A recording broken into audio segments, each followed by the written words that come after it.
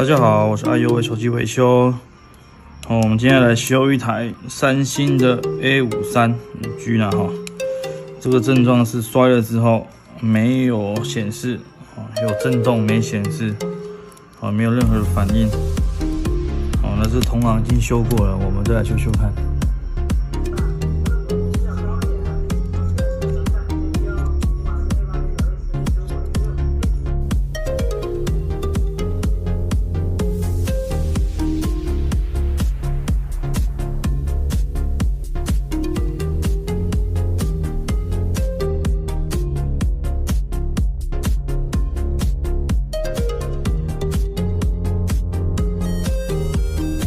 兄弟们，终于 OK 啦，终于搞定它了。这个机器呢是重摔机的，萤幕没坏，还真奇怪哈。它的讯号那边哈，整个机壳哈东西猫进去了，然后伴随着主板断线，所以它怎么换上一下怎么换座子肯定是没有显示的。